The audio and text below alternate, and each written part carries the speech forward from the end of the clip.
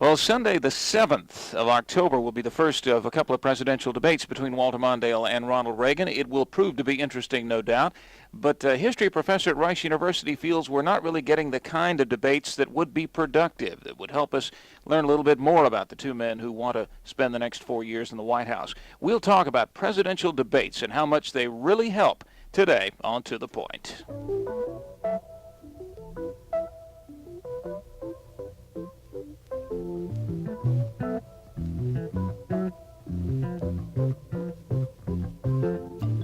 This is To the Point, presented by Rice University in Houston via satellite over the Texas State Network.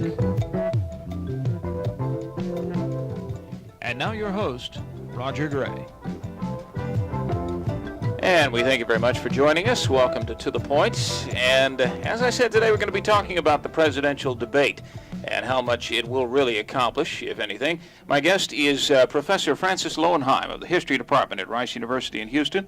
Welcome, first of all. Good to have you here. Great pleasure to be back. Let me ask you first, you aren't happy with the debate format. I know that you wrote an op-ed piece for one of the Houston newspapers on this topic.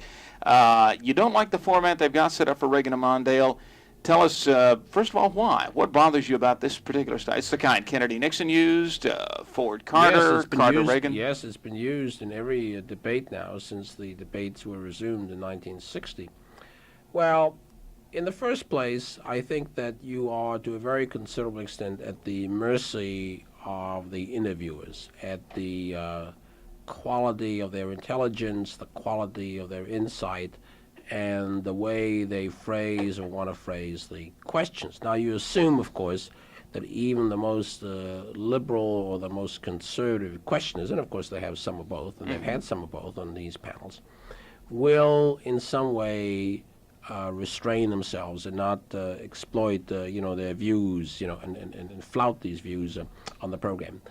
But even that aside, I think that the important thing, it seems to me, in a debate like this, if you're going to have a series of debates, is to have the two candidates face one another directly, and not simply in a debate format to show who is the best debater or who is the funniest debater. You think it should be more conversational? That's right. And there should be, as I suggested in my piece recently, what they should do is to simply sit down in two comfortable chairs. First of all, not have to stand up for an hour and a half. Yeah. I mean, that's an absurd demand. I mean, first of all, can anybody believe that President Roosevelt, would have been expected, if he had debated, the 4 times that he ran, that he'd been expected to stand? I mean, first of all, I think that's an unreasonable and an absurd expectation. But they should sit down comfortably in a relaxed way and, in a sense, simply talk with one another.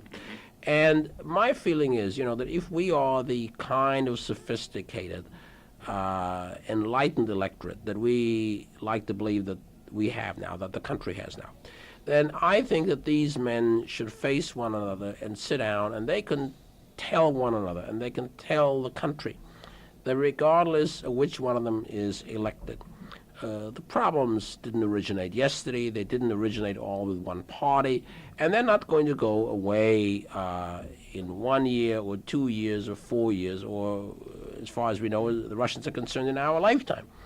So I think that the debate format itself, the very idea of a debate, I think places an emphasis on a kind of intellectual and psychological confrontation, which is in many ways unwise. Do you think it becomes more of a media event, a chance for a little more posturing, yes, throwing slogans at each other? Absolutely. And it seems to me that the one advantage of these debates, if they're going to have anything like a debate, is that for one brief moment, for one evening or for 2 evenings, that kind of posturing, those kind of phony arguments are put aside, and that the electorate is addressed with a height of seriousness.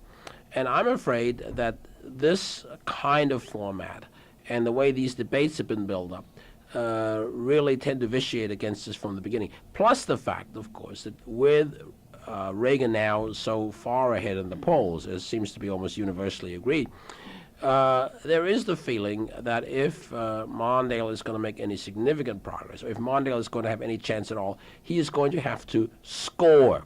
Now, that means that he is going to have to make some dramatic proposal, which Reagan will find himself unable to match, or perhaps, and of course this is one of the things that James Reston wrote about some weeks ago in the New York Times in his syndicated column, that they are hoping that Reagan will simply make a very bad slip of the kind that President Ford made in the 1976 campaign debate with Jimmy Carter, when he talked about Eastern Europe not being dominated by the Russians. We were talking before the show, and that's a little unfair because everybody makes slips. Well, yes, and you see, for example, the other night on ABC Nightline, which is, after all, a wonderful and very illuminating, and not by any means entirely unrehearsed program.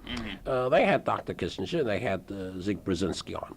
And at one point, they were talking about the summits with the Russians, and Kissinger simply had a lapse of memory.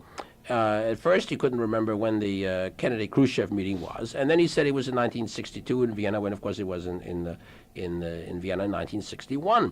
Now, if that kind of thing can happen with Kissinger, it's a very minor business. But suppose for a moment that the President of the United States got there, and he couldn't remember, and sometimes he can remember, and I have seen him on interviews, for example, back in 1981 when he had a first big interview with Walter Cronkite, one of Cronkite's very last broadcasts, as anchor on CBS News, when Reagan simply got something mixed up. Now, Sam Donaldson said yesterday on David Brinkley's program, that Reagan will get on there, he'll get his facts mixed up, and he'll get his stories mixed up and so forth, and he won't make any difference. Well, in that case, if that's true, then what is the purpose of the debates? And again, it comes down to this, that I think if there is going to be a kind of face-to-face meeting, and I think there should be, and I think there's much to be said for it, then it should treat the subject and the campaign and the country in an adult and serious manner. And the interesting thing is, by the way, that now that the format has been set, very suddenly you get all kinds of commentators and people like George Will and so forth saying, oh my God, we really don't think that this is a good idea. This is going to make the thing much too much into a circus. Wouldn't it have been better to have the people just face to face? And of course, I think that is true.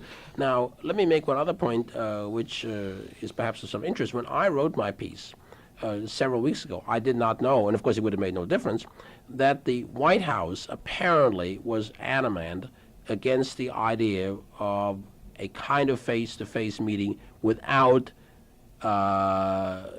newspaper people or journalists as questioners. In other words, the White House was adamant that there should be no meeting of the president and Mr. Mondale sitting, say, in two chairs with just a moderator between them. As a matter of fact, I think that may have been a mistake on the part of the White House, because my guess is, from what one hears, and of course I have never seen the president in action in that format, that my guess is that in that format, in a kind of very relaxed, in a very conversational format, my guess is that the president would be very effective.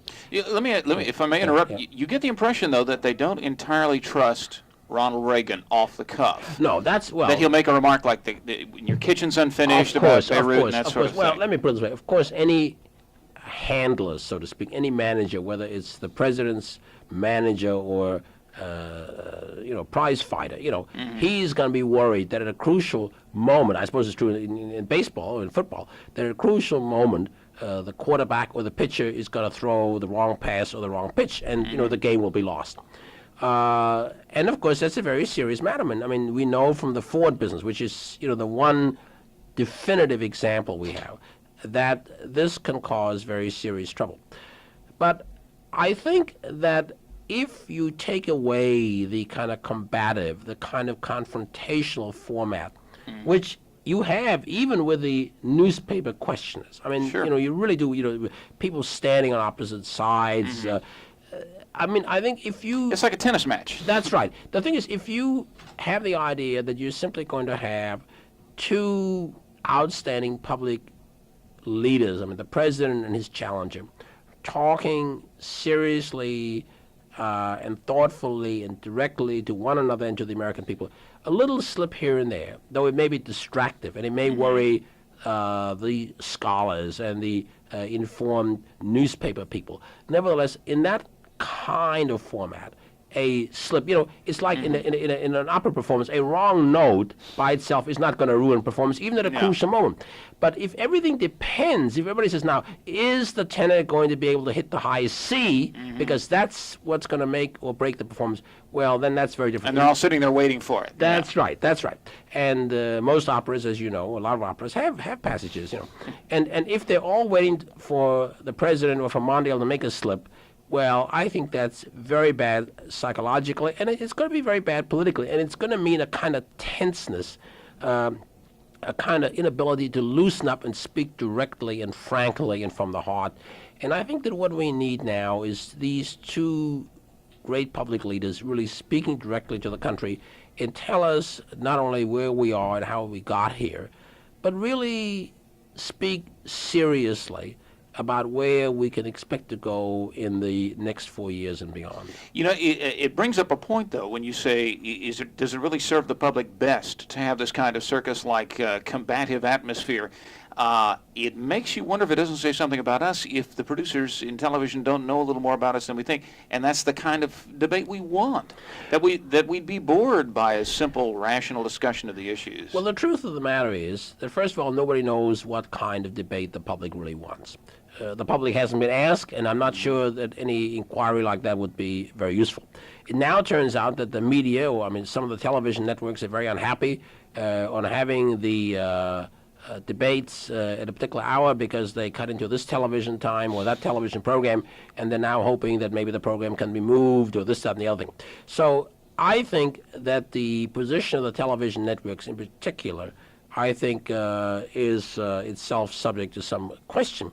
But of course, the television networks, as we know from the coverage of the recent conventions, unless there is a fight, unless there is something hotly disputed, the television networks have reached the point where if there are, say, 5 or 10 million people watching, that's no audience. Yeah. In other words, that unless you begin to get the kind of audience that is represented by the successful athletic events or by things like Dallas, then in effect you've got a loser. And by God, in this day and age, the networks with deregulation and non-regulation, anti-regulation, the networks are not going to bother, if they can, tying themselves down their prime time with political and public affairs that only 5 or 10 million people are going to watch, as if those 5 or 10 million people didn't count and might not be among the most important audience in the country. And that, too, you see, contributes to the pressure, to the hype, and to the kind of tension which is going to reduce the effectiveness of the campaign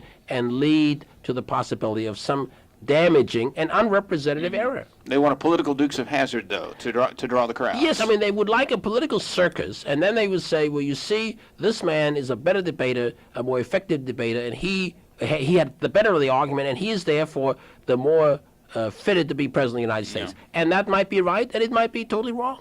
And we've only got about 30 seconds, but in looking at transcripts of the Nixon-Kennedy debate, if you read the debate and didn't watch the debate, you think it came out pretty evenly, if not a little on Nixon's side? Yes, yes. As a matter of fact, in fact, again, so many people talk today about Kennedy and Nixon. They have never read the debates, and, they just remember this and that. Yes, and then you see it's not only finding a question as to what the candidates say, but how they look and how they're made up. And I think that the future of the President of the United States are not at the mercy of a make-up man. On that note, we're going to have to end it. Dr. Loewenheim, thank you for being with us. And everybody, watch the debates, because whether it's the best format or not, we should hopefully learn a little something about it. And we hope you'll join us next time for To the Point.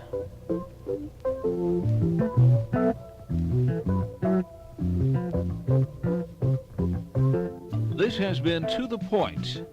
To the Point is produced by Rice Information Services in the KTRU studios at Rice University in Houston and broadcast via satellite over the Texas State Network.